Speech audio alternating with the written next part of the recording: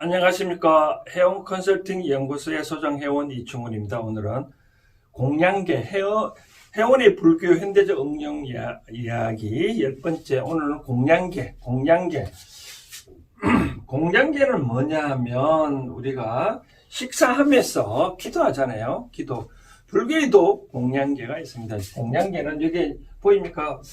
네, 제가 좀 글씨가 별로 안 좋아서 프린트 했는데 여기 읽어보면 개공다소 양피내처 응수자식이라고 되어 있는데, 불교에도 이런 시키면서 개송이죠. 식사하기 전에 이 개송을 얻는데 다른 말로 이거는 오관계로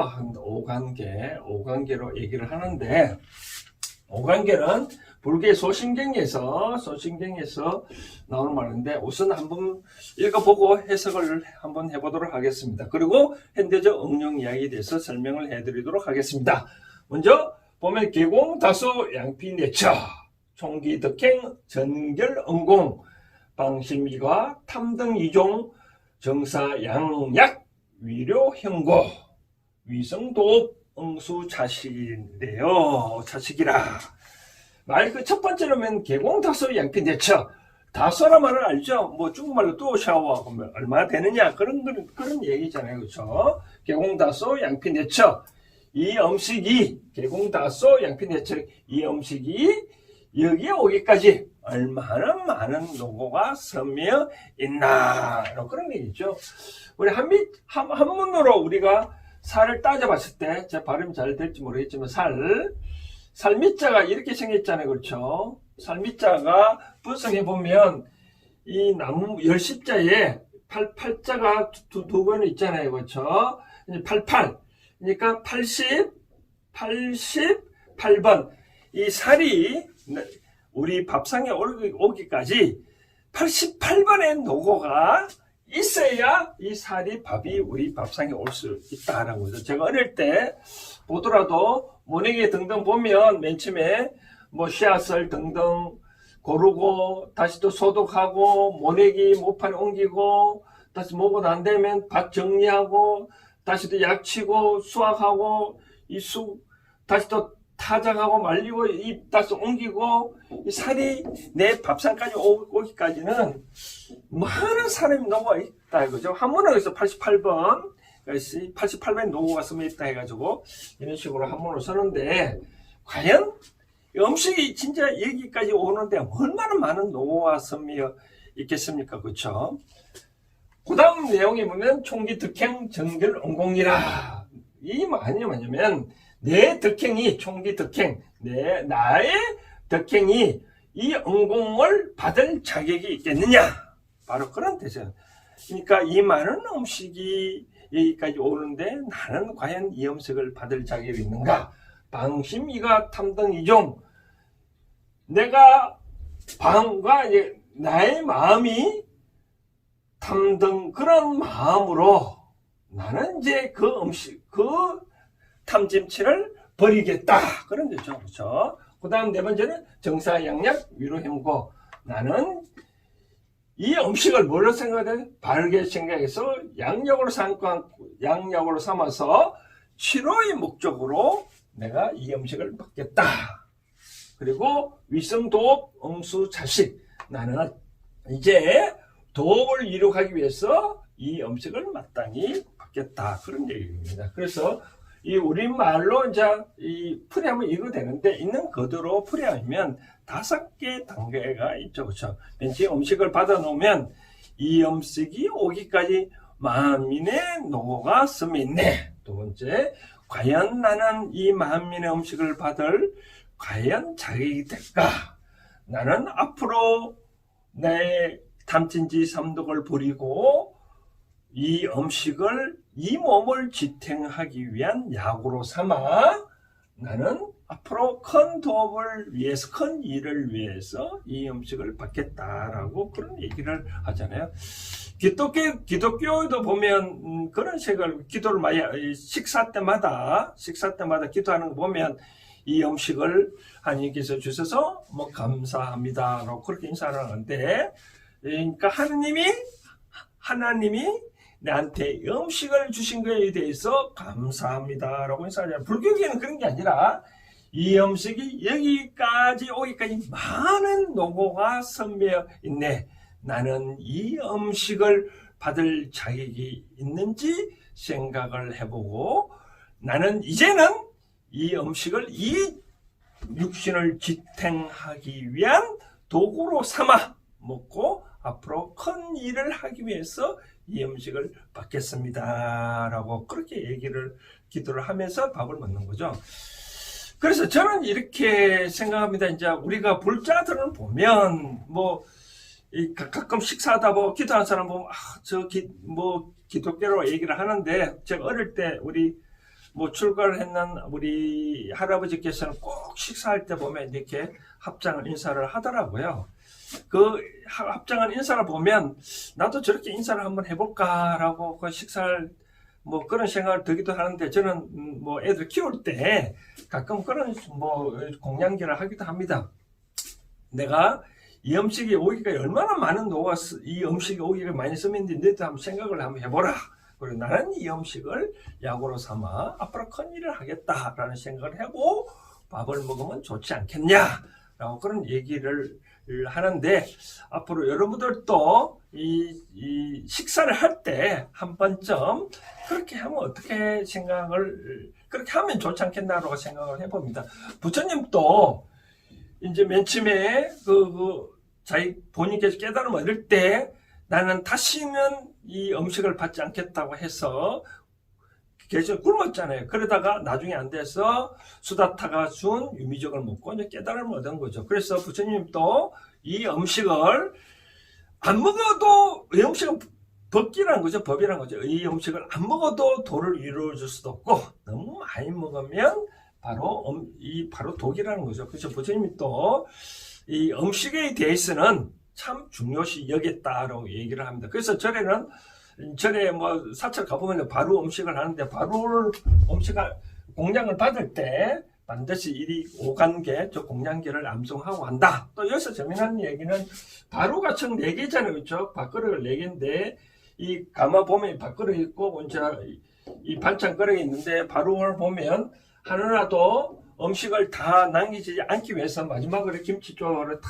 씻어서 그 물을 먹는 이유가 이렇다 합니다. 뭐냐면, 우리가 애기 귀신은 어떠냐면, 몸은 숨이 산 만큼 큰데 목구멍은 아주 바람보다 작답니다. 그 귀신이 어디냐면 바로 그 싱크대 아래에 그 고석에 있답니다. 그래서 그 배가 고파가지고 그 밑에 숨어있는데 물을 마셔야 되는데, 만약에 음식도 같이 싱크대 빠지면 안 되잖아요. 그렇죠? 그래서 절에서는 아주 깨끗하게 자기가 먹고 남는 물을 버리면 이 애기신이 먹을 수 있잖아요. 그렇죠? 천수경에도 애기신 자포만이라고 그런 말 있듯이 그렇게 바로를 하는데, 이 밥그릇이 왜 4개인지 아십니까?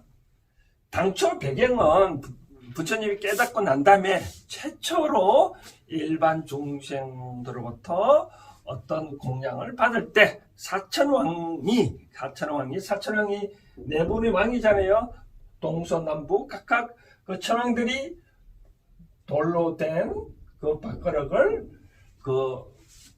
보시를 했답니다. 그래가지고 그 4개를 이제 사용을 했다. 그 이후부터 이제 바로가 4개인데, 끝으로 저는 말씀을 드리고 싶은서 이제 2가지를 말씀을 드리고 싶네요. 그래서 첫 번째는 뭐냐면, 이 음식을 받을 때 한 번쯤 생각해보는 것도 좋습니다. 과연 이 음식을 오기까지 얼마나 많은 노고가 있겠냐는 거죠. 그렇죠? 이 음식이라는 것은 이 육신을 지탱하기 위한 도구거든요.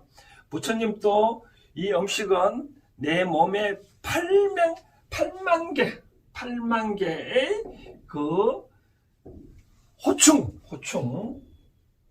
벌레충인데, 이 8만 개의 이 육신을 위해서 보시한 차원에서 그걸 먹는 거지 내 자신을 위해서 먹는 건 아니다라고 그런 생각을 부처님이 얘기를 하셨대요. 그래서 저는 첫 번째 말씀드리고 싶은 사항은, 이 음식은 내 육신을 보존하기 위한 그렇게 먹는 거지, 내가 어떤 음식 맛으로 먹는 거는 그러면 안 된다. 음식을 탐하면 뭐가 된다고요? 병이 옵니다. 이 밥을 잘 먹으면 그런 말 하잖아요. 우리가 잘 먹으면 이 밥값이나 제대로 하냐 그런 말 하잖아요. 그렇죠? 그러니까 밥값을 못하면 어쩌게 되죠? 밥값을 제대로 못하면 나중에 벌을 받거나 뭐라 하잖아요. 그래서 우리가 환불에 누가 뭐 밥을 사준다 해서 가가 쉽게 말해서 뭐 밥 한 끼 뭐 청탁금지법 상에도 밥을 뭐 한 끼 정도 통상 3만 원 미만까지 식사도 괜찮은데 그 밥값을 못하면 왜 상대가 그래 밥을 사주려고 얘기를 하냐 이거죠. 그렇죠? 다 뭔가 인연의 법칙이 있다는 거죠. 뭔가 바라는 마음이 있다는 거죠. 그렇지 않으면 밥을 안 사준다는 거죠. 그래서 우리가 만약에 1인 밥값을 못하면 하나만 예를 들어볼까요? 그러지가 비싼 양식을 등등 먹으면 어떻게 될까요? 배탈 나잖아요. 배탈 나거든요. 그러지만 그렇지 작게 밥을 먹어야 배탈 안 나고 그렇기 때문에 양식 먹으면 안 된다. 그래서 첫 번째 밥을 먹었으면 이 밥값을 잘해야 된다 라고 말씀을 드리고 싶고, 또 두 번째로 하고 싶은 이야기는 과연 뭐 절대 여기서 기독교에서 비방하는 게 아니라 기독교에 기도하는데 양식을 주셔서 감사합니다 할 때 이 양식이 과연 뭐냐, 과연 밥일까? 라는 그런 생각을 해봅니다. 양식은 뭐냐면 바로 뭐 양식이 하루를 쓸 수 있는 뭐 식량이라고 얘기를 하는지 모르지만 저는 그렇게 생각합니다. 이 양식은 뭐냐면 바로 지식을 뜻합니다. 우리 몸은 육신과 어떤 이 육신과 뭐가 구분된 육신과 영혼으로 우리가 구분해 볼 수 있잖아요. 혼이 떠난 것은 우리가 사람이 아니잖아요. 짐승동물로 갔잖아요. 그렇죠? 그러니까 이 육신을 유지하는 것은 음식이지만 영혼을 유지하는 것은 바로 지식이거든요. 지식. 그렇기 때문에 우리가 일용할 양식을 주셔서 감사합니다라고 기도할 때 그 양식은 육신을 지탱하기 위한 음식이 아니라 지혜를 주셔서, 즉 주 예수 그리스도께서 어떤 진리를 주신 하루를 내가 생활을 할 수 있는, 앞으로 하루뿐만 아니라 생활을 해줄 수 있는 그러한 지식을 준 거에 대해서 감사합니다라고 그런 의미에서 기도하지 않았을까? 저는 그렇게 생각합니다. 그러면 우리 불자들도 우리가 이 음식을 받을 때는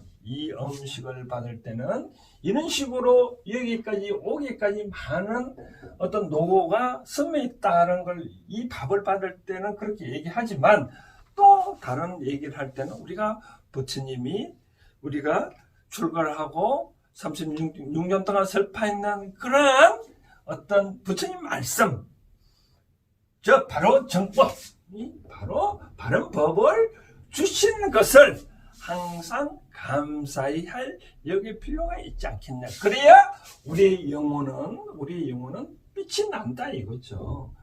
아무리 육신이 튼튼하더라도 영혼이 만약에 머리가 텅 비면 사람이라고 대접받을 수는 없지 않을까요? 그렇기 때문에 이제는 우리 불자들도 밥을 받을 때 앞으로 끝부분에 그 있잖아요. 위성도업 응수차식이라, 이 음식을 도업을 이루기 위해서 받겠다. 나는 이 음식을 받아서 부처님의 말씀하신 그런 바르게 법을 받아 감사하고 앞으로 바르게 살겠다라는 그러한 다짐을 해보는 것도 좋지 않을까.